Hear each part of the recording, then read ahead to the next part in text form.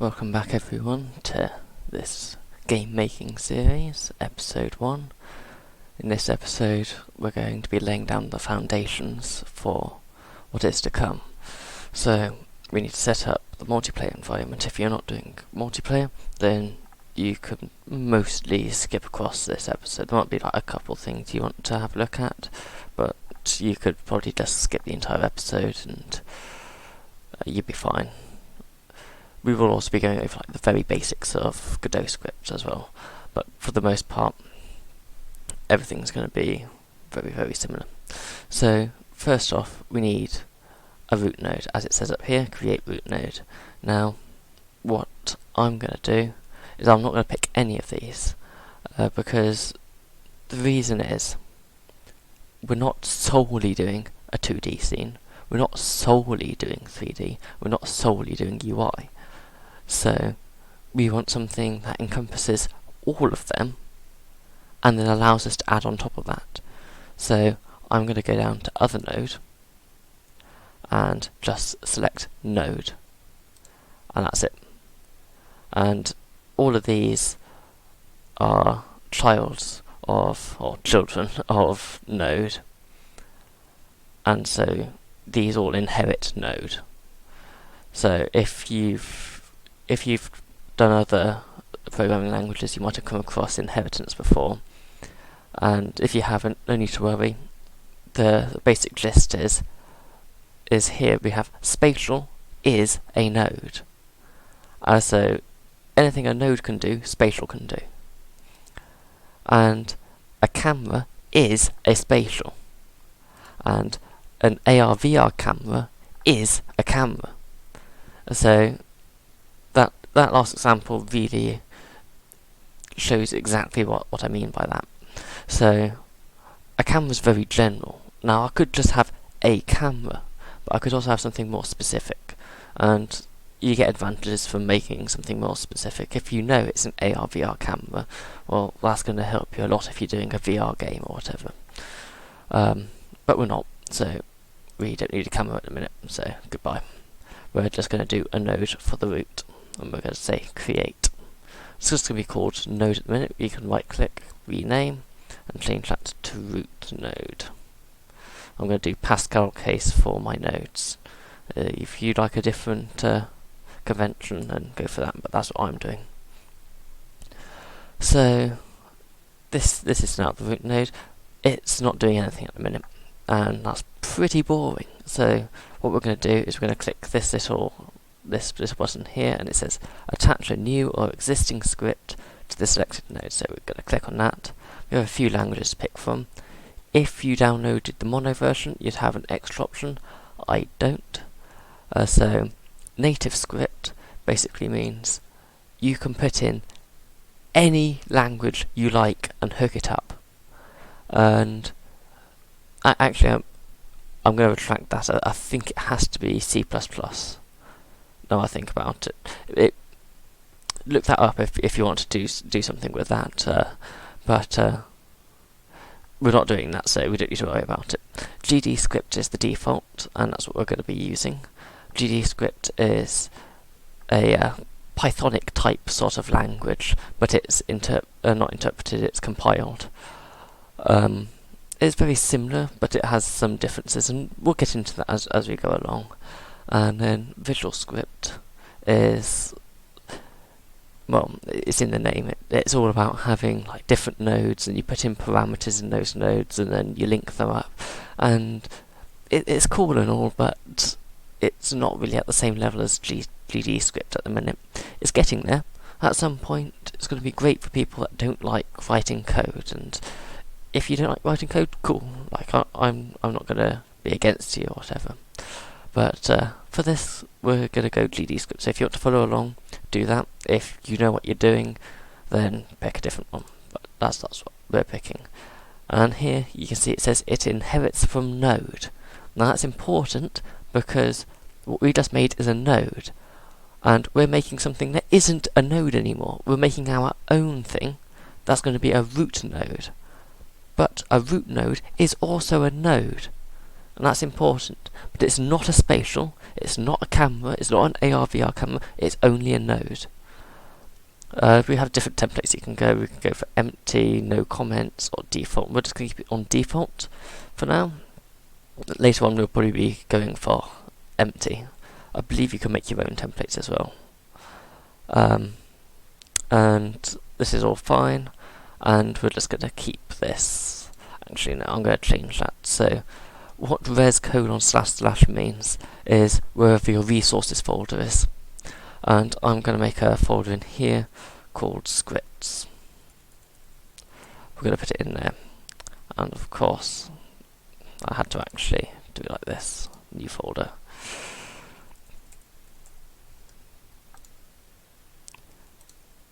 And there we go. Now it's happy with it, because you can see down here it actually made the folder when I did that. It wouldn't automatically make it for me. That all looks good to me. So let's create that. Okay, and now we're in. So here, let's go through what they've already put for us. So you can see at the beginning it says extends node. Now let's make this a bit bigger if I can. And we're back. So all you have to do to change the size of the code, go to editor, editor settings, and under editor and interface, code font size. You can also change the main font size, but I'm not going to, because that might mess some things up. So that's quite common when you have stuff like this, but the code should be just fine like this. So, where was I? Okay, so extends node. So this is from what we said before, where our root node inherits from node, and this is just the syntax you say extends, and then whatever you're extending from. So you could be extending from your own script. You could be extending from any of those nodes. So if we go under plus, any of these nodes here, it could be inheriting from a timer, it could be inheriting from an HTTP request, it could be inheriting from a control, it could be inheriting from any of those things. But we're not going to be doing that. We're going to be extending from node for this one. Now here we can put what's called member variables. Now what is a member variable? A member very hard word to say. A member variable is a variable that is only in this environment here. So if I was to make another script and say variable c equals 3, then I couldn't use c in this script because it doesn't exist here. I'd have to find out what it is by making a reference to that object that has c, and then ask that object what is c, and then that object would either say, oh yeah, this is c, or it would say, you're not allowed to know what c is, and then crash, which let's try and not do those. So that's what member variables are. And then functions. So a function defined in a very similar way to in Python, but instead of def you use a func, and this is a special one. This is a callback function. So on node there's a function that calls _ready when the node is ready to be used, and so that means that as soon as you put the node into the scene tree, then this will get called, whatever's in here. We could make our own function, but then that wouldn't have that capability. There are other callbacks. We can make our own callbacks. I'm not sure if we'll be doing them. Yeah, we'll have to actually, now I think about it. But for the most part, we're going to be just using our own functions. And here we can see a different callback, which is _process, and this one takes a variable. So it's going to, when we call back on this _process, it's going to say how much time has passed since the last frame. And so then in here we might say, oh yes, we need to do something like move forward by 3 multiplied by delta, and that means that you'd be moving at a constant rate regardless of frame rate. So that's why that's there.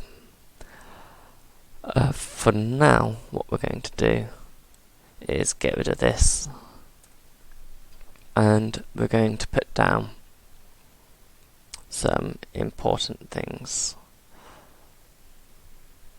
So on the server, because as you can see we're on the server here, we need a few important pieces of information, like how many players are going to be in the game.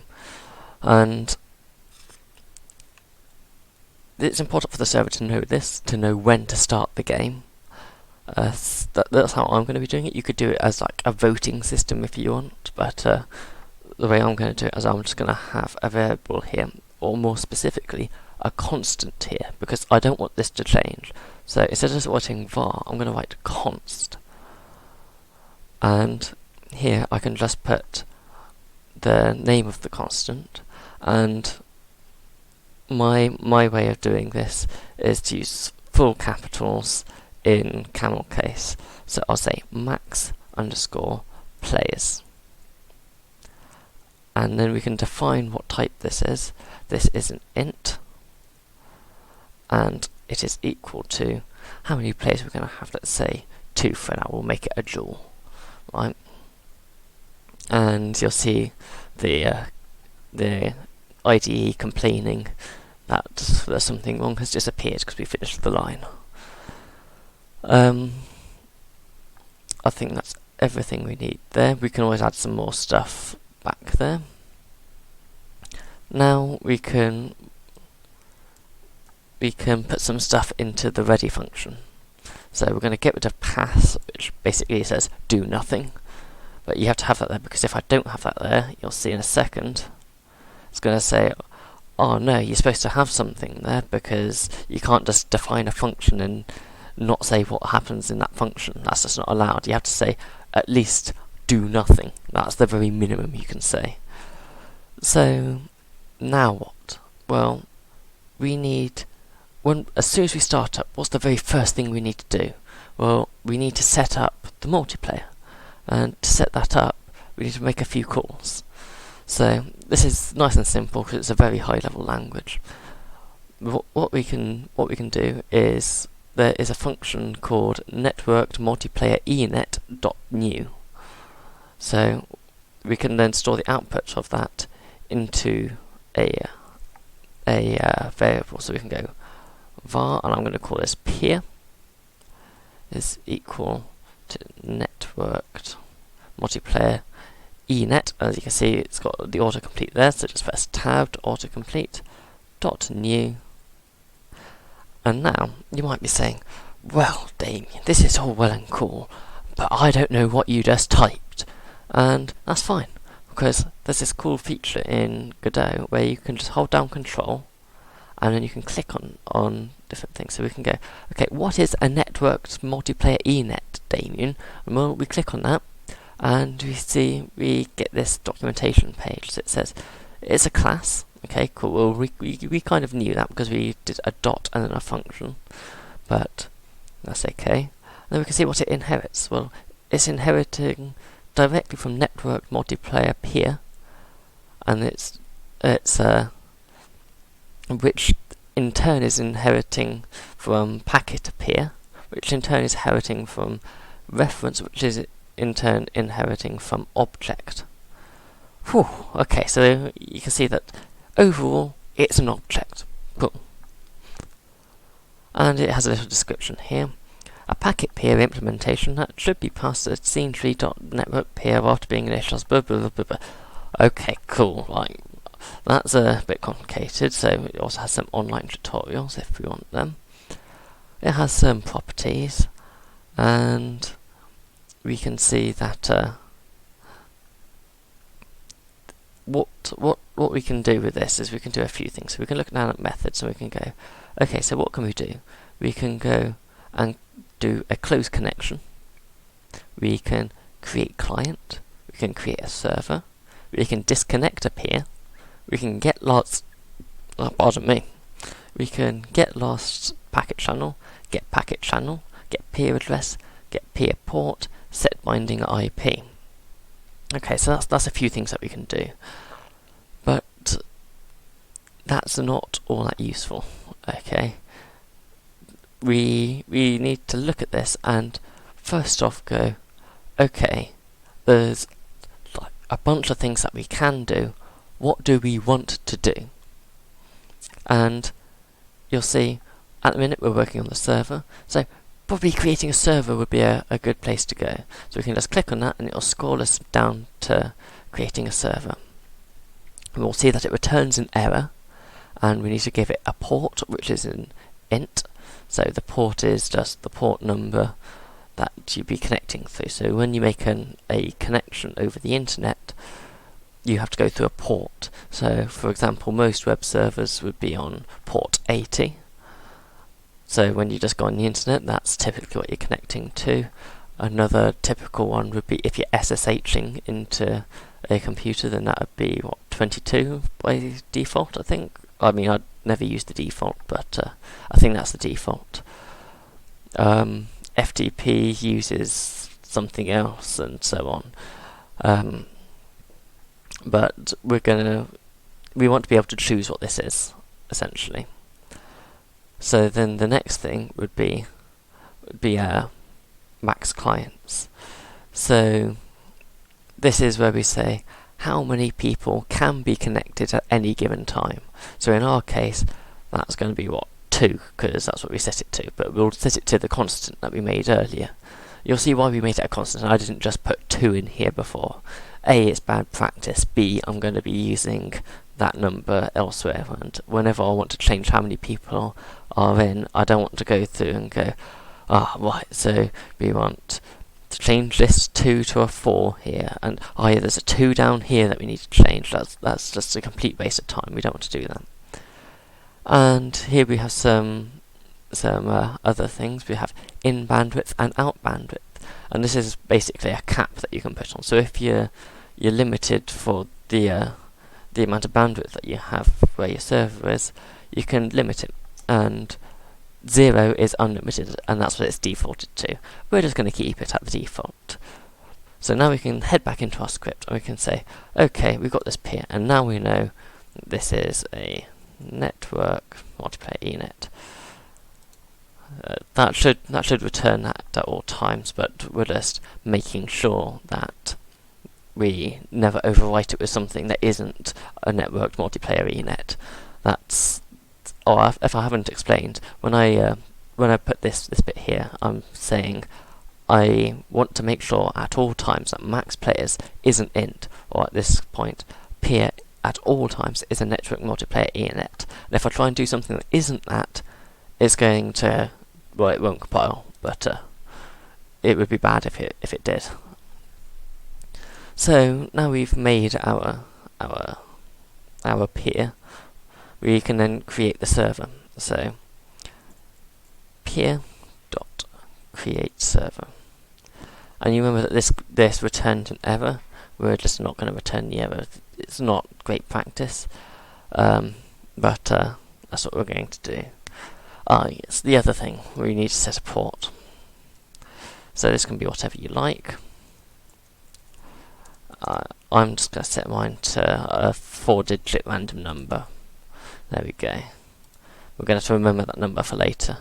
But we put the port in for the int, and then it says max clients, and that'll be max players. And there we go. Okay, so we've created the server. Cool. Now what? Well, there's something that isn't actually in that documentation, which is a little bit annoying.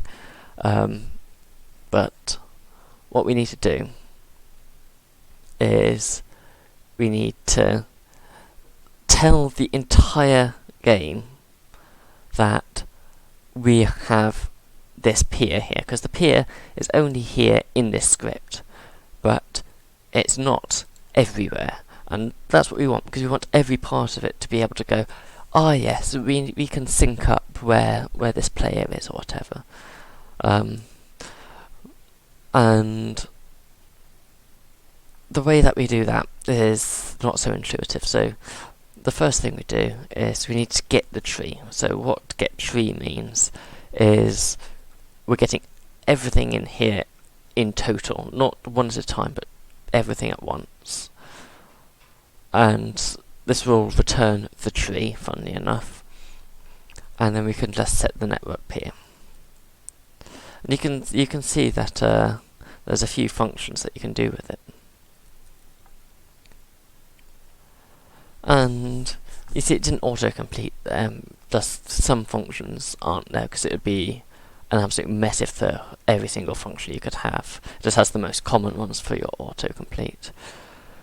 So here we see that we need to put in a peer, which is a networked multiplayer peer. But now you might be saying, whoa, whoa, whoa, whoa, whoa. We don't have one of them. What we have is a networked multiplayer ENet. But remember, if we go back to the top here, network multiplayer ENet inherits network multiplayer peer. So this actually is a network multiplayer peer. So we can, without any problems, put in peer. And the error disappears. Lovely. If I was to put something in here like port, I think it should give us an error. Yes, so because I've statically typed it, it knows that you can't put it an int in here. It has to be a network multiplayer peer, and it knows that our peer is one of them. So that works. Okay, great. Now we can do some extra stuff. What we need to do is we need to have a way to know if someone has connected or disconnected. So the next thing is to do some connections. So in the tree we can connect these events. So when I connect an event, I'm saying, well, let's get the function up and then it'll explain itself to us. So we can go getTree.connect. And you see we have a bunch of different things we can put in here. And what we want is network peer connected. So what that means is that's a signal. And this string relates to that signal. So when someone is connected, it's going to go, oh yes, we need to do this, but now we need to say, okay, cool, we need to do something, but what do we need to do? Well, we need to put in the object, which is us, so we're going to put in self, because we want to target ourselves, and now we're going to call a function, and our function is going to be underscore peer connected, because that makes sense. Now that should be returning an error for a minute, or maybe it won't. It'll do it at runtime if we were to run it though, because we don't have a function called underscore peer connected. But we'll fix that in due time. The other one we're going to do all the way here is network peer disconnected, and we're targeting ourselves, and we're going to call it peer disconnected. There we go. That looks good to me. Okay, I think that is the ready function complete. So now we need to do two extra functions. One for peer connected. So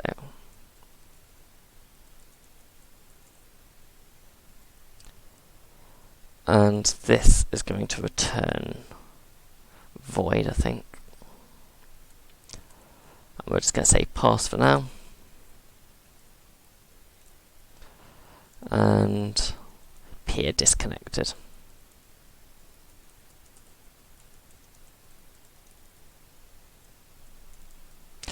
And you'll see the errors disappear after I finish typing. And what this arrow means is it means this function is going to return nothing. And I could put, for example, int in here, and it would return an integer. Now, this function must return void just because these aren't asking for anything to be returned. But other functions, you might want to return something. While we're doing that, we'll also put in the same here. And that just makes sure that we don't accidentally say, oh, at the end of here, we're going to say, return 5, for instance, or 6. and then it'll say a void function cannot return a value. But it could just do return, and that'd be fine.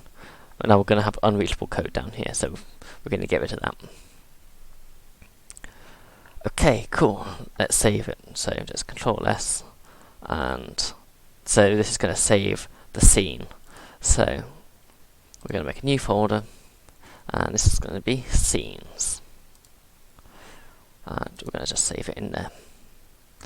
Okay, so that saved the scene. The scene, also saving the scene means you save everything that's related to that scene, which means we're also saving the script as well. So the script is saved in script, the scene is saved in scenes. Right, so now we can figure out what we want to do when we connect. One thing I forgot. It's not totally obvious, but we actually have an int coming in here, just letting us know the ID of whoever connected. So now we want to keep track of who is connected. That's fairly important, because if you don't know who's connected, how are you going to tell each one what they need to know? It's not going to be easy. So what we're going to do is we're going to make a variable up here. This one is going to be a variable because we're going to be changing it at runtime, and we're going to be putting in the IDs, and that's going to be an array. Now, unfortunately, we can't say what is in the array like we have up here. It's just going to be dynamic, but hang on, give me a second. Okay, yeah, I was correct. You can't make sure that this is an array. So something to watch out for there. Which means I could later, in theory, say IDs is now 10, and that would completely break everything. So we just have to be very careful now, and try and keep it as statically typed as we can. If you want to go ahead and do everything dynamically typed, which would be getting rid of all these colon ints and everything, getting rid of these arrow voids, you can do, and if you want to, that's fine. I would just recommend against it, just because if you do run into problems, you won't know what the problem is as easily. As you've seen, I've been able to show you if I make stuff wrong, then it will still tell me like what's wrong, which is quite helpful. Okay, moving on. We need to do stuff if we connect a peer. So what do we do? Well, we need to catalog that person. So we're going to do ids.append. We should actually one more thing. We should check that this isn't null. If we put in an ID that isn't an int, we should get null. Now that should never happen, but let's just cover our asses here and just make sure. Yeah, if not ID, which is saying if ID is null, basically. Return, and we don't put anything here because we're supposed to be returning void. And if we make it past that point, then what we want to do is we want to do ids.append, and then we're going to put in the integer, which is ID. Okay, cool. Now what else do we need to do? We will leave it like that for now. I will put a note here that when we reach max players,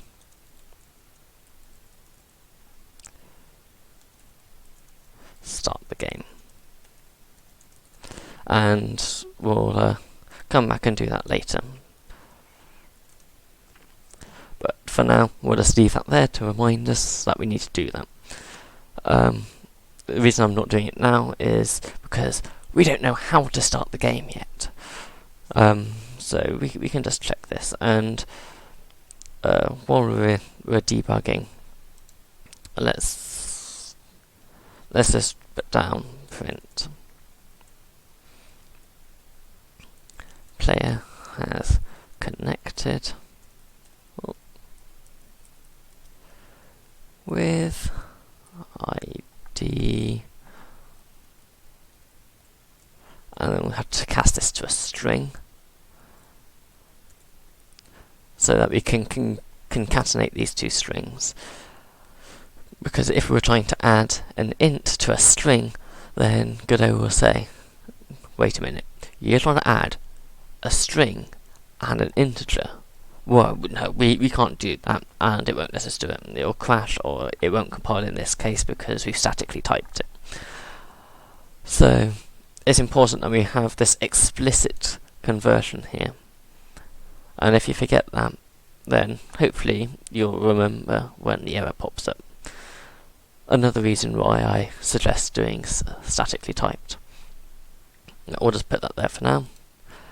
Now, if someone disconnects, we need to get rid of their ID from the pool. So we're going to go IDs.arrays ID. And that's just going to wipe them out of the array that we have.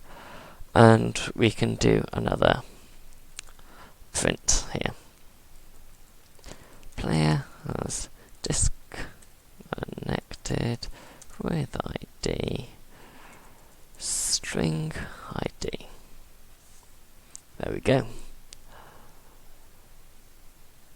And we will leave that for now. What is it? Area? Ah, I've got a plus sign. There we go. Right. I think that will be enough for the start of the script. So let's move over to the client. So we're going to do a very similar thing here. Open up, get the base node, and we're going to rename it root node. We're going to save it in new folder. And what did we call it? We called it scenes. It's important that you call the stuff the same along here, because there's a very close relationship between the client and the server, and making stuff called the same in the same sort of structure is going to make your life infinitely easier. So let's go ahead and do that. Now the next thing is to add the script. GD script inherits from node, default template. We got the same path. That's going in the wrong place, so we need to go up a directory and put this in scripts, and we'll do that. That's better. Okay, so now here we're doing stuff mildly differently. We need to again have the same port, otherwise we won't be able to connect because we'll be going through a different port, and it'd be like talking to each other using a different system. So like I'm sending Morse code to you, and then you're trying to talk to me, but I'm only listening for Morse code, and you're only listening for speech. Well, we're not going to be able to communicate. So it's very important that we use the same port. So let's go and double check what our port was. 9374. 9374. There we go. And of course, let's not forget that that is an int. Not so important on the constants, because the constants don't change, but I just do it for just making things look nice in my mind. I think that's all we need up top for the member variables. Now we need to put something in ready. So what do we want to do? The first thing we need to do is not start all the peer stuff that we were doing before, because as soon as you log in, well, we need you to put in some information, before we can start off with saying, you've assigned whatever. What we want to do is we want to give you the opportunity to say, I want to connect to this server, and I want to be using this name, I want to have this spaceship, whatever you want to do. Whatever you want to do, you want to set that up before you make the connection. Okay? One thing we could do is set up the peer here, but sure, let's set up the peer here. Like it doesn't really matter. But we're not going to create the client yet. That's important. Actually, no, we won't set up the peer here. We'll do it when we create the actual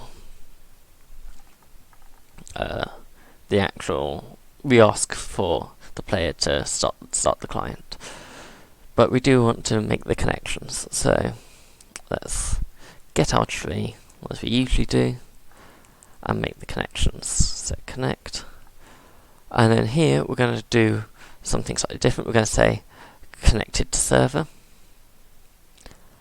And we're going to be targeting ourselves. And we're going to be calling connected to server. There. And we'll do the same for get tree, connect. And then we're going to have server. We're going to have server underscore disconnected. Retargeting ourselves, and we're going to call underscore server disconnected. Okay, with that is the ready function done, a little bit smaller than the last one. And we need to set up those functions that we just said that we needed, so func. Oh, and before I forget, let's send that to void. So underscore connected to server. And then this gives us what? Let's see. Nothing. And then that goes to void. And now we can, in here, we're just going to pass for now. We'll fill it out later. And then we'll do the same for disconnected. So server disconnected.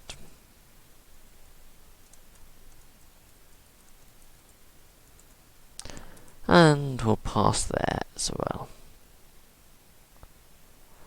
Okay, so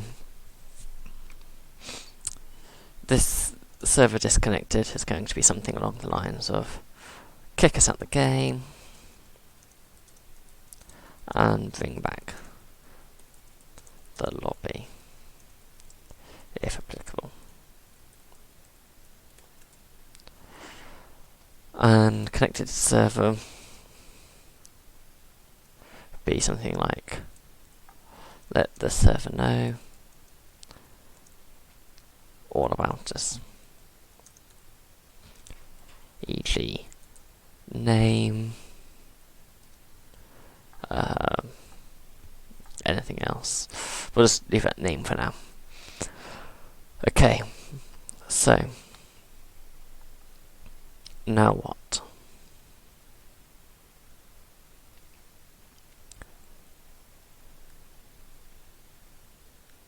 Now we can save this,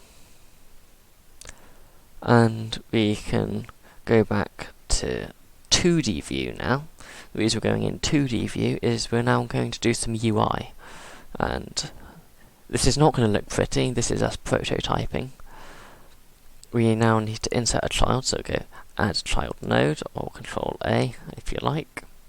And then all the UI stuff is under control. you can see all user interface nodes inherit from control. A control's anchor and margins adapt its position and size relative to its parent. Okay. Now you might be like, okay, so what are we going to go? We're going to go like a panel, text edit. Right, no. The very first thing we're going to do is just control. Just a base control.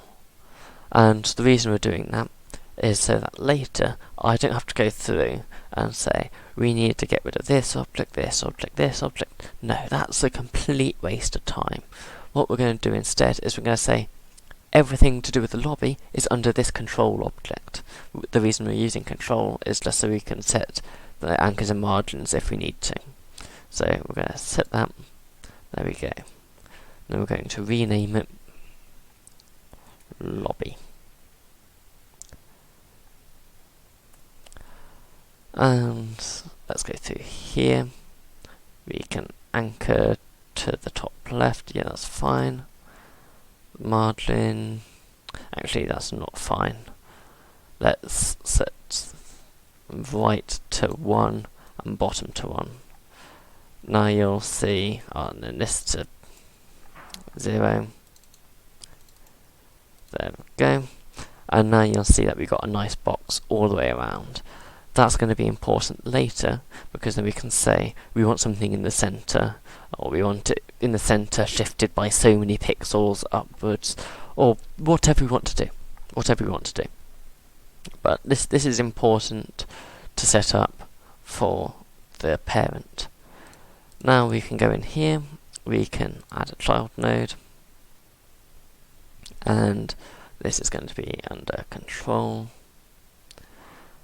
and we want a, what am I looking for? A text edit. Or is there a line edit? Line edit, that'll be better. So the reason we want a line edit over a text edit is when you're putting an IP address, you don't need multiple lines. Not useful. You only want one line. So that's why we're going for a line edit. So create, it's going to put it there. And now we can just move it about like this. That's kind of annoying to do it like that. So what we're going to do is we have the line edit stuff in here. We also have control. Now, what is control? That's a question. So what we can do is we can go under here, and we can go under any of these tags that we had the same for lobby. This is because line edit inherits control. So we can go under here and we can say we can anchor it from where we like and then use the margins appropriately. So we want this in the center of the screen. So let's set this to 0.5. And instantly, boom, that anchor is in the center of the screen. It also moved right because you can't have the right to the left of left. That doesn't make any sense. We're going to move it from the top a bit as well. We're going to move it to 0.3, I think. Yeah, that looks fine to me. And now we're going to reset these. And bottom is going to be like 100 maybe. Well, that's way too big. 50, a bit less than that. 20, 25. Yeah, that looks good. And then we can do to the right by 100 and to the left by minus 100. And essentially what that means is this is the anchor point, it's just 1 point, and then our margins say from that point where are we moving it to. So we're moving 100 pixels to the left and 100 pixels to the right and 25 below it, and then the top of it will be exactly on the anchor. That's why this line goes through the anchor point. I think that looks good. I'm not really one to be judging what looks good, but we'll put in the text here. So the default text will be enter IP address of server. Zip this out a little bit. Actually, we don't want to put that in there. We want to put this in placeholder.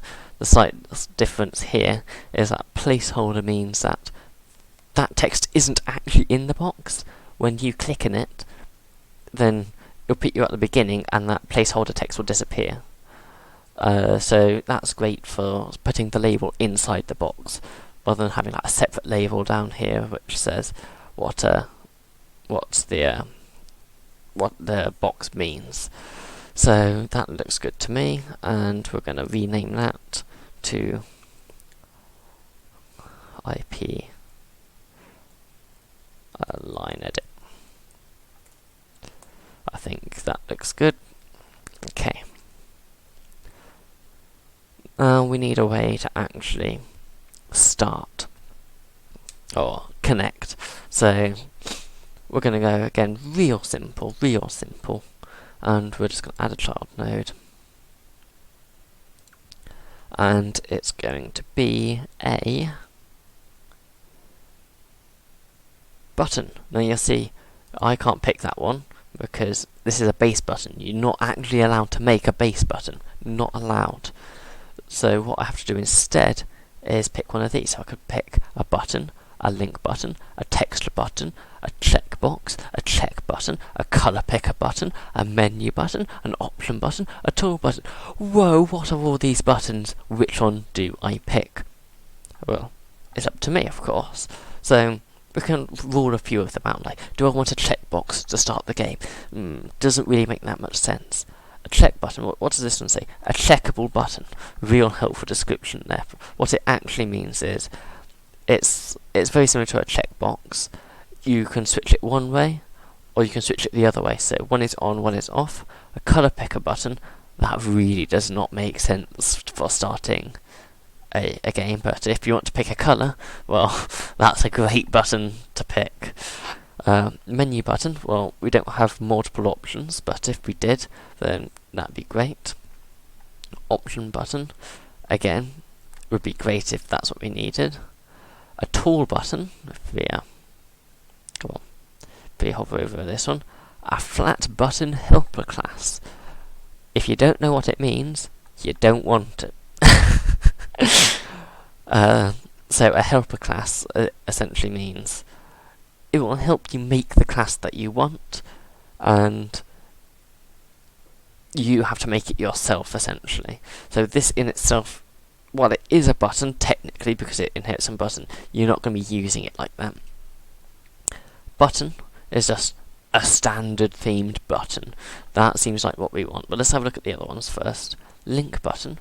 A simple button used to represent a link to some resource. So, for example, you're going through Wikipedia and you see that reference where it has, like, in square brackets 1, that would be like a hyperlink. This would be very similar, so it would be what looks like that. It doesn't necessarily do that, it could do something else, but that's what you'd do for that. And then text button. This is for if you have a picture, then you can have a picture on there instead, and you can have, as it says, it has different states where you have pressed, hover, disabled, and focused. So pressed would be as you're actually holding it down. Hover would be if you got your mouse over it. Disabled would be if you're not allowed to press it. And focused would be if you've pressed it and it hasn't disappeared, it's now focused if your mouse isn't on it. So that's what we've got going on there. We're just going to go for a bog standard button, because that's what we need. Now again, tiny little button turns up here, and we want this just below here. So what we can do is we can actually go in here. We can look, we had 0.5, 0.3, 0.5, 0.3. So we want to have the anchor in the same place. So it's always the same place relative to this box. So if we have a different size window, it doesn't mess everything up. That's what we want. So we're going to go in here, and we're going to say left 0.5, top 0.3. And you can see it's just moved there. And the margin, we want to move it from the top, and we're going to move it down by 40, let's say. Yeah, 40 looks good. And then minus 25 to the right, no, 25 to the right. And minus 25 to the left. Let's make it a bit wider. Minus 40 and 40. And then let's make this a bit taller. There we go. I think that looks just fine. And the text on the button is going to say start. That looks good to me. And you can see this is the exact stuff in button. There's also stuff in base button, so we could say disable it and you can't use it. That's not very useful for a button that we want to be able to use. So we could have it in press state, which isn't actually working in here because you can have the toggle mode, so you can either have it so if it's in toggle mode you click it and it stays on. Not very useful for this type of button, so we're not going to have that. Action mode, so we can either have it work on button release or button press. So button press would be as you push the key on your mouse in, then it would start. On button release, it would be when you release your mouse off that. And we can either be using left mouse, right mouse, or middle mouse button. And we're going to keep it on left because that makes the most sense. Then you have a bunch of other stuff that you can do, but for the most part, this is all just fine to keep as is. So now we have this this line and this button, but we can't use them. So now we need to go and make scripts for them. So let's go in here, make a script, and again it's trying to put it in scenes. Let's not let it do that. Put it in scripts.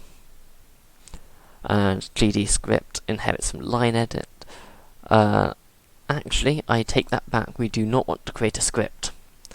The reason we don't want a script is because these do not actually need any logic. The logic that they already have is sufficient. So what we're going to do is we're going to come to node, and you'll see we have signals and groups. In groups you can put stuff together, and in signals this is what we're working with. We can say, when I do something, tell something else, right? But that seems very vague, but this is essentially the very same thing as those callbacks we were doing before. But instead of making them connected in the code, we're making them connected in the editor. So it's a very similar thing, and you'll see this line edit would have text underscore changed underscore rejected, or text changed and then the new text, or text entered and the new text.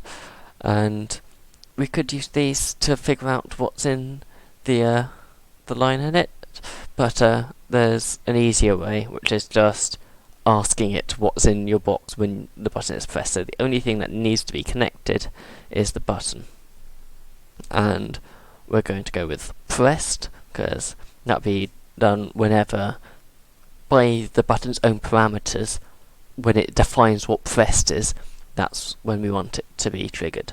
So let's double click pressed and it'll say okay, connect it to something. We want to connect it to the root node. We'll turn on advanced for now, and we'll see you can add extra call arguments, so there could be a bool or an int or whatever, but we're not going to be having that. And we can have two things. We can have deferred, which means you can store it and then fire it later when you're not doing anything. That's not really what we want here. And a one shot would disconnect the signal as soon as it's done once.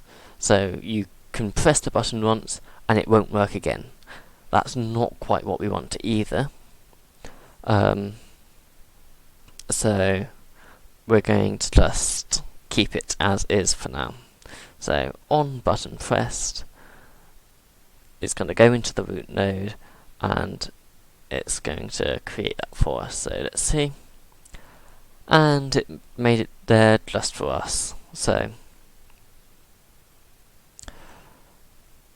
actually I want to undo that because I didn't rename this.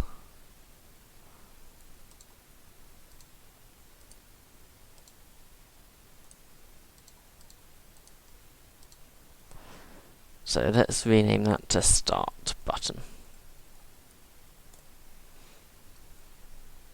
And then we can click on, okay, we can't click on that. We have to click on this one, come on, Edit. And we're going to call that Start Button Pressed, Connect. And there we go, that looks better now. And so on Start Button Pressed, we need to actually connect. Now, how did we connect before? Well, now we need to do it slightly differently. We need to find out what the IP address is, because if we go back to what was it, a network multiplayer enet, and we look in here, we can say if we want to create a client, we need the IP address of the server.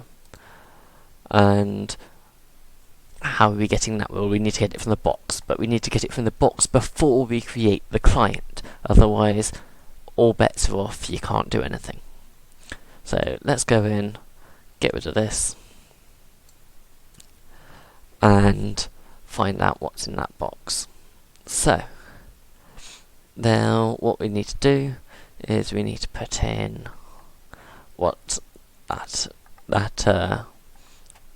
IP address is as into a variable. So we're going to call it var IP. Let's call it IP adder for short for address, and we're going to be setting that to.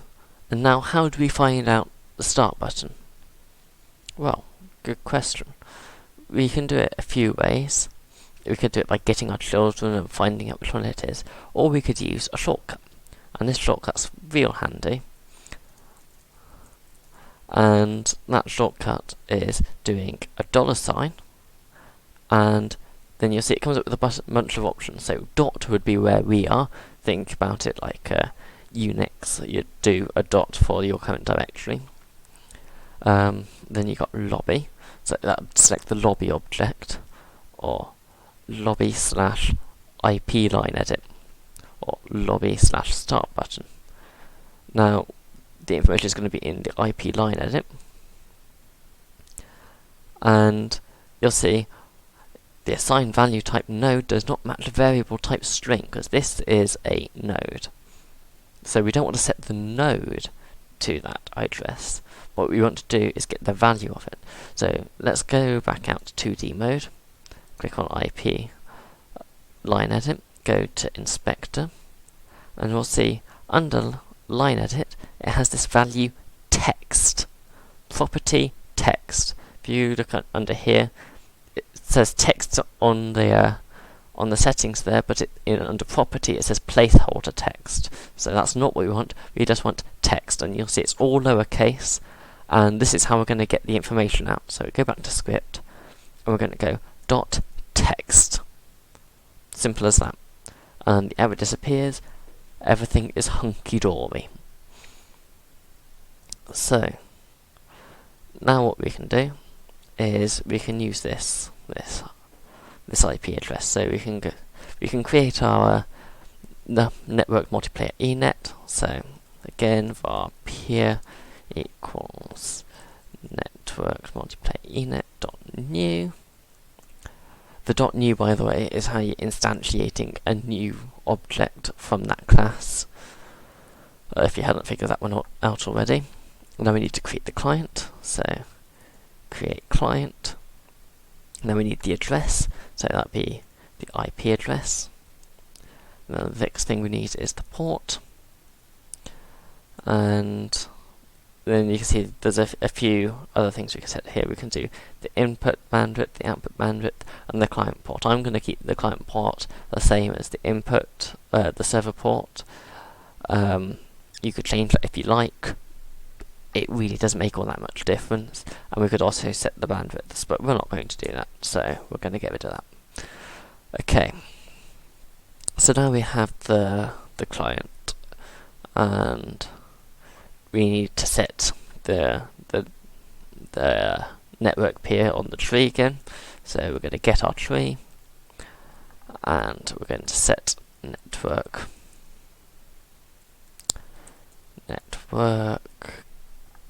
peer, I think it was. Yes, and then just give it the peer. And that should have us connected. So there's one thing I wanted to add as a connection here.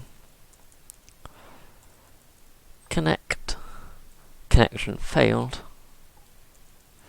Self and connection failed.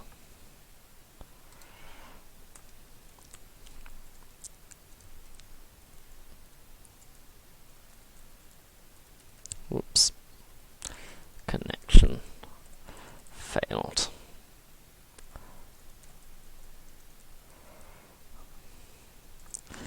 And this should also return void, I think. And for now, that's just going to pass. We'll do some stuff for debugging. So we're going to say this is going to print connected to server at port. Oh, no. Well, no, we'll just leave it connected to server. This will be print disconnected from server, and this one's going to be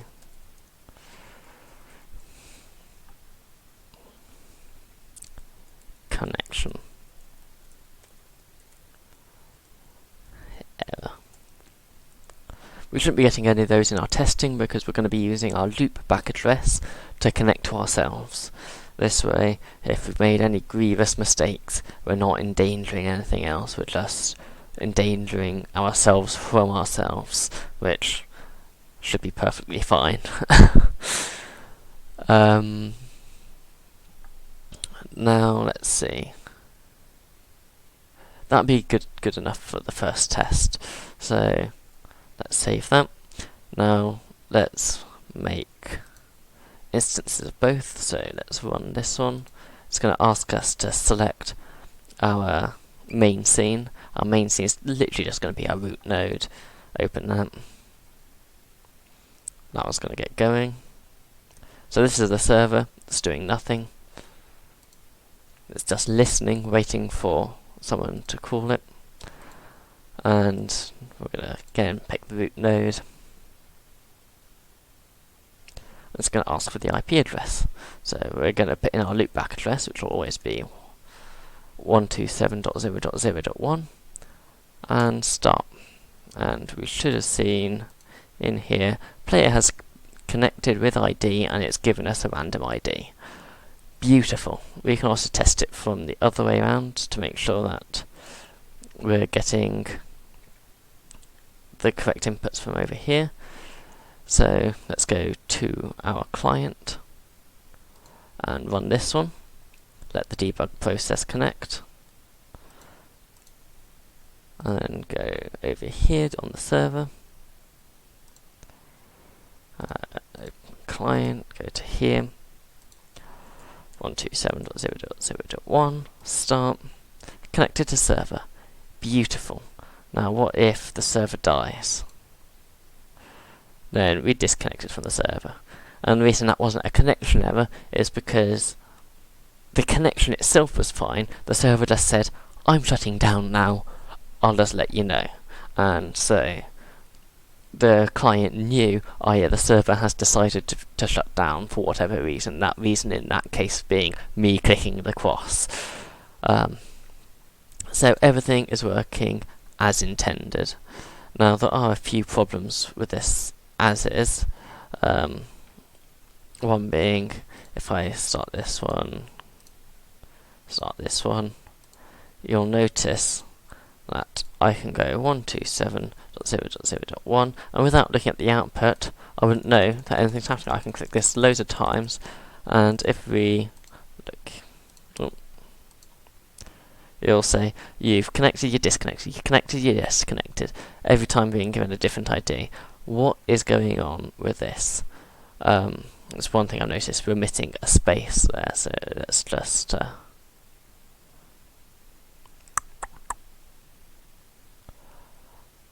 this is one of these bugs. Okay, so there's a bug in Godot at the minute. That means that you can get the output from a different instance of Godot. So the error isn't actually in client, it's actually in the server, but the output's being shown on the other one. So let's put the space in there. There we go. The reason for that is when we're clicking, we're saying we're creating an absolutely new peer, and we're creating a new client. So the old one got deleted because we overwrit it. And I guess I should also put that this is a networked multiplayer eNet. But there we go. We got a few problems to sort out in the next episode, but we've got the basic connection status working. And in the next episode, we'll clean everything up, make it look a bit nicer, maybe, if we get round to it. And after that, we can actually work on using this connection. But for now, I'll see you in the next one.